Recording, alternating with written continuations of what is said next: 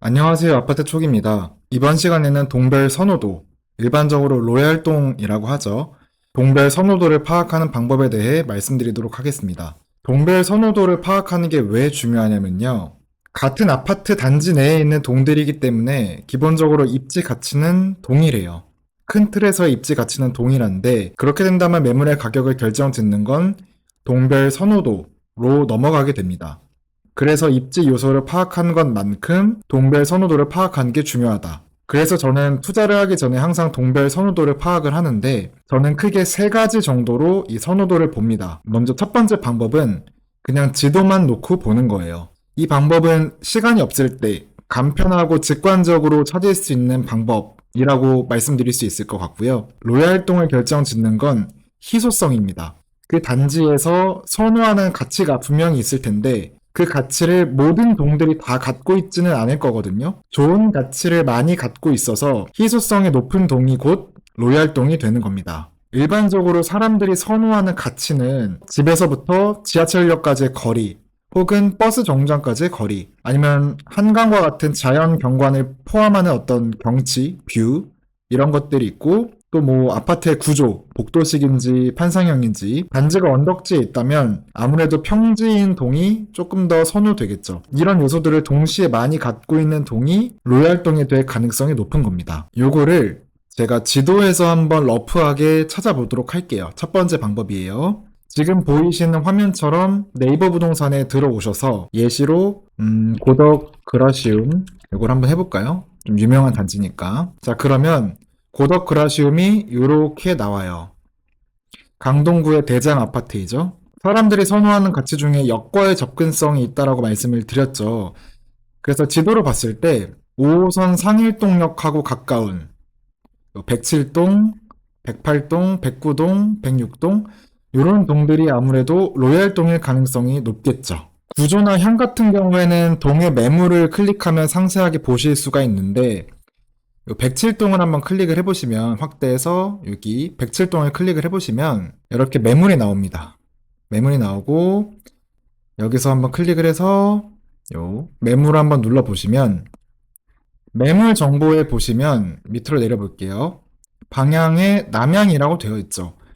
전철역하고도 가깝고 남향이기 때문에 사람들이 좋아할 수 있는 가능성이 높은 매물임을 알 수 있습니다. 비록 구조는 완벽하게 판상형은 아닐지라도 역과의 거리가 가깝고 남향이라는 이 이점 자체가 107동에 대한 선호도를 높여주는 겁니다. 그래서 107동이 조금 선호도가 높은 동이구나 이런 거를 알 수가 있겠죠. 뭐 이렇게 지도를 보면서 러프하게 파악을 하시는 게 가장 첫 번째 방법이고요. 두 번째 방법은 공시가격을 보는 겁니다. 공시가격이 뭐냐면 통상적인 시장 상황에서 거래가 성공적으로 이루어질 수 있는 가격대를 의미를 하는데 일반적으로는 호가보다 많이 저렴합니다. 어쨌든 선호도가 높을수록 이 공시가격이라는 게 높기 때문에 저희는 거꾸로 공시가격을 통해서 사람들의 선호도를 유추할 겁니다. 공시가격은요, 네이버 부동산에서 마찬가지로 보실 수가 있는데 다시 이 107동을 클릭을 해볼게요.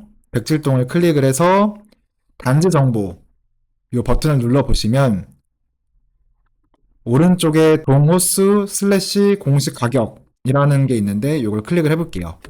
그러면 이렇게 공시 가격이 나옵니다. 저희는 이제 107동을 보고 있었기 때문에 여기서 107동을 클릭을 해볼게요. 그러면 이렇게 107동의 공시 가격이 나오죠. 공시 가격을 보실 때 중요한 점은 평형을 똑같이 맞춘 상태에서 비교하셔야 됩니다. 당연히 20평보다는 30평의 가격이 높기 때문에 20평과 30평을 비교하는 건 의미가 없고요. 20평끼리 비교하셔서 20평 내의 로얄동을 찾는 겁니다. 평형 정보는 여기 버튼을 누르시면 이렇게 나와요. 이건 공급 면적 기준이기 때문에 20평대라고 보시면 됩니다. 107동은 다 20평으로 이루어져 있고요. 공시 가격을 보시면 최저 7억 5천, 최고 8억 1천만 원 정도의 형성이 되어 있고 10층 정도를 넘어가면 어느 정도 로얄층으로 볼 수 있겠네요. 그렇죠? 저층에서는 아무래도 공시 가격이 좀 낮고요. 10층 정도를 넘어가면 공시 가격이 높아져서 107동의 로얄층은 10층 정도로 볼 수 있다. 107동의 가격을 보셨으면 위로 올려서 다른 20평대 동을 좀 보는 겁니다. 뭐 평형 정보를 보고 여기는 이제 20평, 30평 섞여 있으니까 빼고 아이고 네. 127동을 한번 볼까요? 평형정보를 보시면 다 20평이기 때문에 이 127동의 공시가격을 한번 보겠습니다. 127동의 공시가격은 최저 7억 2천, 최고 7억 8천이죠. 아까 107동 기억나시나요? 107동은 7억 5천에서 8억 1천만 원 정도로 공시가격이 형성되어 있었기 때문에 107동의 공시가격이 전반적으로 127동보다 높아요. 이런 경우 107동의 동별 선호도가 127동보다 높다라고 볼 수 있는 겁니다. 127동이 어딘지 한번 볼까요? 여기 있죠, 127동은. 그러면 첫 번째로 저희가 알 수 있는 건 전철역에서 멀어질수록 선호도가 떨어지는 게 맞구나. 이런 거를 공시가격을 통해서 증명할 수 있는 겁니다. 이런 식으로 공시가격을 쭉 동별로 비교를 하시다 보면 이 단지 내에서 어떤 요소가 중요하게 받아지는구나 이런 감을 잡으실 수 있을 거예요. 마지막 세 번째 방법은 국토교통부 실거래가를 이용하는 겁니다. 네이버에 오셔서요. 검색창에 국토교통부 실거래가 공개 시스템이라고 검색을 해보겠습니다. 그러면 여기 가장 첫 번째가 나오죠. 이거 클릭을 해볼게요. 화면에서요, 오른쪽 상단에 자료 제공이라는 버튼이 있습니다. 이걸 클릭을 할게요. 아래로 내려보시면 실제 계약이 이루어진 모든 거래들은 국토교통부 실거래가에 공시가 돼야 되는데 그 자료들을 다운받아서 저희는 동별 선호도를 파악을 해볼 거예요. 매매 계약을 보기 때문에 매매라고 보시고 계약 일자나 이제 옵션들을 정해주시면 되는데 요건 1년 단위로밖에 못 보기 때문에 저는 뭐 너무 최신 거는 말고 2025년 지금이 5월 30일이니까 5월, 4월 30일 여기는 1년이기 때문에 저 4월 30일 이렇게 설정을 하겠습니다. 더 길게 보고 싶다고 하시면 1년 단위로 파일을 다운받으셔서 합치면 돼요. 저는 일단 1년만 보겠습니다. 이제 그라시움을 찾으면 되는데 그라시움은 서울특별시 강동구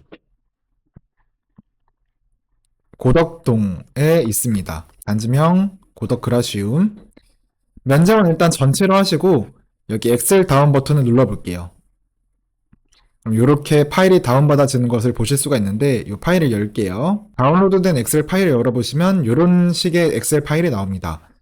편집 사용 버튼 누르시고요. 이 상태에서 저희가 하셔야 될 게 몇 개 있습니다. 전용 면적, 이게 지금 숫자가 아니라 문자 형태로 되어 있기 때문에 얘를 밑으로 쭉 내려서 선택을 해주시고요. 이 느낌표에 마우스를 갖다 대시면 숫자로 변환하기가 있습니다. 이걸 눌러주실게요. 거래 금액, 여기 거래 금액도 마찬가지로 쭉 선택한 다음에 느낌표를 눌러서 숫자로 변환해 주실게요. 요거는 이제 거슬리니까 좀 행을 지우도록 하겠습니다. 안 지우셔도 되는데 전 지웠어요. 자, 이 상태에서요, 컨트롤 A를 누르면 데이터가 전체 선택이 됩니다. 전체 선택이 되고 메뉴 상단에 보시면 삽입, 피벗 차트, 그리고 새 워크시트 선택이 되어 있으면 확인 눌러보실게요. 그러면 이제 두 가지가 나오는데 이거 피벗 차트를 작성하면 필드를 선택하세요. 이 부분은 딜리트 키를 눌러서 지우겠습니다.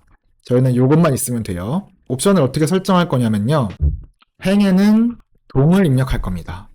동을 클릭한 상태에서 쭉 드래그해서 행으로 가져올게요. 이렇게 나오죠. 그럼 행 레이블을 클릭을 하셔서 동이 표시가 안 되어 있는 건 클릭 해제하시고 확인 누를게요. 이 상태에서 검색을 지우고 거래 금액 클릭한 상태로 쭉 드래그해서 값에 놓겠습니다. 그리고 밑에 화살표를 눌러보시면 값 필드 설정이라는 게 나오는데 클릭을 해서 평균으로 바꿔줄게요. 확인. 그리고 전용 면적이라고 검색을 해서 클릭한 상태로 드래그 필터 부분에 놓겠습니다. 그리고 필터를 아래 방향 화살표를 클릭을 해서 저희는 20평을 보고 있는데 전용 면적이기 때문에 5구가 20평이겠죠?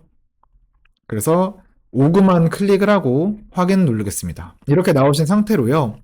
행 레이블을 클릭하시고 키보드 Shift를 누른 상태에서 마지막 데이터를 클릭하면 이 부분이 선택이 되거든요.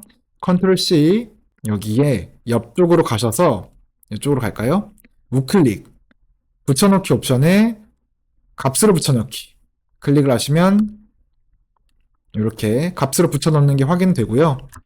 숫자 양식은 여기 콤마를 눌러서 제가 세 자리 정수로 표현을 하겠습니다. 이 상태에서 행 레이블과 평균 거래 금액을 누르시고요.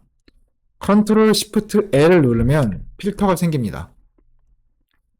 가격을 내림차순으로 정렬을 하면 동별로 평균 거래 금액이 나오고 내림차순은 정렬이 되기 때문에 위쪽에 있을수록 로얄동, 아래쪽에 있을수록 선호도가 떨어지는 동이 되는 겁니다. 107동은 저희가 본 것처럼 전철역과 가깝기 때문에 로얄동인 것을 아실 수가 있고요. 137동은 뭔지 한번 볼까요? 137동. 네이버 부동산에서 137동을 찾아보면 여기 있네요.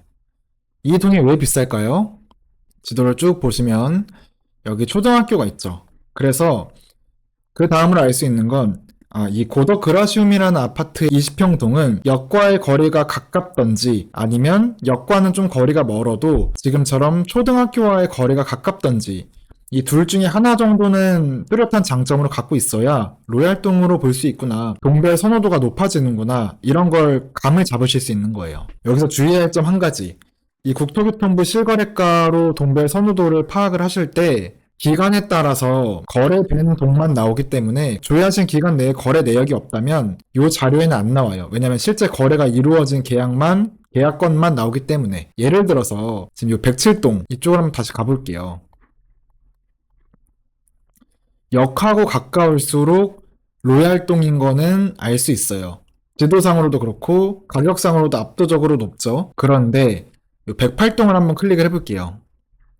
108동을 클릭을 하면 108동도 20평이에요. 그쵸? 그리고 가격도 107동하고 크게 다르지 않습니다. 밑에 매물을 보면 남향이에요. 그렇죠?